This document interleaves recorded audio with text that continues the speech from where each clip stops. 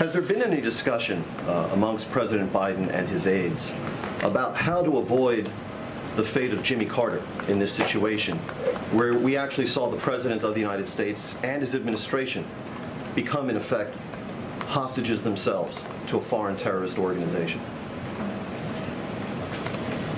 With all the respect that President Biden has for President Carter, I can assure you that he is not focusing on history here, even domestic history. He's focusing on what's going on now and making sure that we are doing everything we can to support Israel and look after our national security interests in this moment, because this is not 1979, it's 2023. And Hamas is an organization that has existed for many years with the support of Iran. We've got enough challenges just dealing with this that we're focused on that and that alone. How in the world is that an answer to that question? That was a legitimate question, I thought, that James Rosen asked and just now. And John Kirby's like, well, it's not. We're not looking at history. We're got to change some words here to answer your questions. That was a horrible answer. I mean, because Carter did get himself into a mess. Carter created the mess that we're seeing over here. This is all Jimmy Carter. This is his legacy. This is his legacy. This is all Jimmy Carter stuff. I saw a piece the other day that said, oh, this is like leftover of Barack Obama. No. Barack Obama was just more accelerant on it.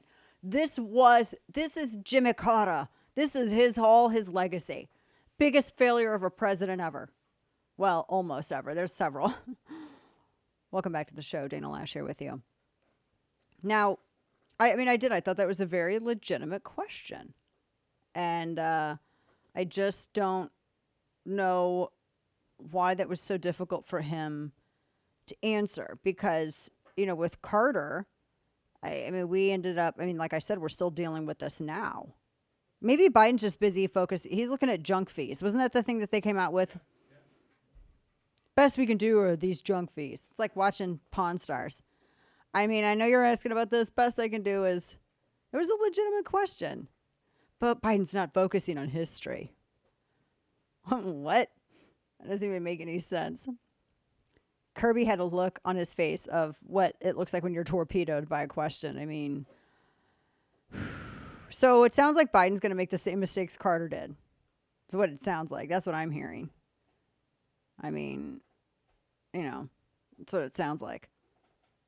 Welcome back again to the program. Before we went to break, pulling this up, I shared with you the story about how the United States and Qatar have reached apparently some kind of agreement to prohibit Iran from accessing any of the $6 billion in Iranian funds that were transferred to Qatari accounts. Wasn't it? They were held in a South Korean bank, as I understand, and then transferred to a Qatari bank. And this is money from the Iranian oil that is sanctioned. They shouldn't be. And so far, I have a headline here. Let me pull this up. About all the billions, $80 billion that Iran has made in illicit oil sales since Biden took office. So the story is that they've reached this quiet understanding to not release $6 billion sent to Iran for now. And the Deputy Treasury Secretary told House Democrats today that those funds are not going to be touched anytime soon. They were moved as a part of a deal to secure those 5 Americans, the hostage thing, because Iran learned that you could take hostages and then the U.S. would pay you for them. Maybe that's what they think that they're doing here through Hamas. They just took a bunch of more of Americans hostage because, look, you get $6 billion for 5 hostages. That's over $1 billion per hostage. Just think I wonder if, Iran is thinking how much more could they get through Hamas with these other hostages. And so administration officials, what's so stupid is the debate about, direct evidence of Iran having a direct link, et cetera, and they keep going back and forth about, well, we don't know if they've had a direct link. We don't know. We know that they fund them. We know that. That's something that's not in dispute. They didn't just stop funding them right before this. And I do think that it's completely reasonable to question whether or not the transference of money to Qatari accounts, $6 billion, and all of a sudden you have all of these abilities and resources and munitions that Hamas has. I mean, it is a little bit more than coincidental. And do you honestly believe them when they say, well, Qatar, we transfer them to Qatar, and Qatar's watching it very closely, and they're making sure that none of this money, that Iran touched any of this money. Do you honestly believe that? Because Qatar is where Hamas, the head of Hamas, lives. None of you live in Gaza. That's a hellhole that they reserve for the people whose lives they put in danger, not themselves. Good grief. No one believes that Qatar is an unbiased observer in any of this. What did John Kirby today, just a little while ago, he literally was saying, he said this direct quote of the cash, quote, "It's still sitting in the Qatari bank, all of it, every dime of it. We played it for you." That's what he said. He goes, none of that money has been spent. Oh, you can guarantee it then, huh? They're asking us, trust Qatar. Hey, Kane, again, where does the head of Hamas live? Yeah, in Gaza, you mean? No. Yeah, the head of Hamas lives in, not Gaza, but Oh, I don't know. Qatar. Oh, is that where he lives? I had no idea. Where I are honestly you? didn't know. Kane's not even listening I to honestly today's didn't show. know. We just talked about it. He lives in Qatar. That's where they had their meetings in Qatar.